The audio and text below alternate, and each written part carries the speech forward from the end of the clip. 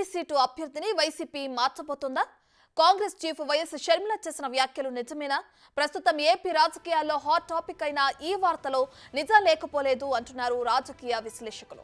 YS Sharmila Kadapa అభ్యర్థిగా రంగంలోకి దిగిన తర్వాత అనూహ్య పరిణామాలు చోటు చేసుకున్న నేపథ్యంలో సీఎం జగన్ అవినాష్ అభ్యర్థిత్వాన్ని మార్చాలనే ఆలోచనకు వచ్చినట్లు తెలిసిందే. ఇక అక్కా చెల్లెలు షర్మిల, సునీత ఇరువురు ప్రచారంలో వివేక హత్య కేసును ప్రస్తావిస్తుండటంతో వైసీపీ ఇరకాటంలో పడింది. ఇక ఈ పరిస్థితులకు చెక్ పెట్టేందుకు అవినాష్ స్థానంలో వైద్యుడైన అభిషేక్ రెడ్డిని రంగంలోకి దించాలని వైసీపీ దాదాపు నిర్ణయం తీసుకుందని తెలుస్తోంది.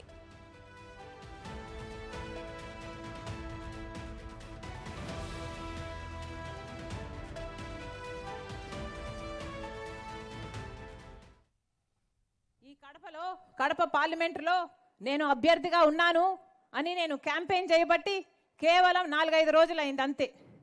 ఈ 4-5 రోజులు మేము క్యాంపెయిన్ చేశామో లేదో ఈరోజు వైసీపీ అవినాష్ రెడ్డి ఎంపీగా అభ్యర్థిగా ఉండబోడు అని క్యాండిడేట్ను మారుస్తున్నాము అన్నట్టుగా వార్తలు వస్తున్నాయి.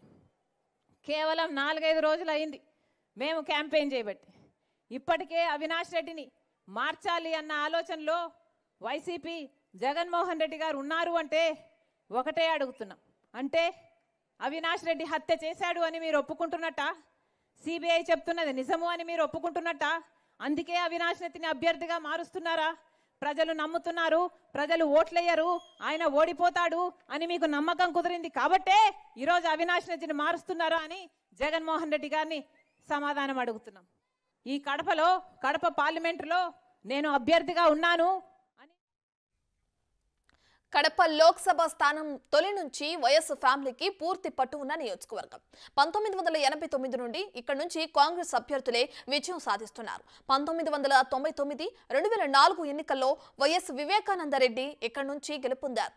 2009లో వైఎస్ జగన్, 2014, 19లలో అవినాష్ రెడ్డి వైసీపీ తరపున గెలుపొందారు. ఈసారి ఎన్నికల్లో వైఎస్ కుటుంబానికి చెందిన వారే ప్రత్యర్థులుగా పోటీలో ఉండటం ఇక విశేషం. వైఎస్ వివేకానందరెడ్డి హత్య కేసు నిందితుడికి ఓటు వేస్తారా, రాజన్న బిడ్డను ఆదరిస్తారా అంటూ అవినాష్ ను టార్గెట్ చేస్తూ వైఎస్ షర్మిల ప్రచారంలో దూసుకుపోవడంతో వైసీపీ అలర్ట్ అయింది. ప్రతిపక్ష పార్టీల నుంచి కన్నా కుటుంబ సభ్యుల నుంచే వైసీపీకి ఎదురుదెబ్బ తగిలే పరిస్థితుల కారణంగా ఇక్కడ దిద్దుబాటు చర్యలు తప్పనిసరైందని అంటున్నారు.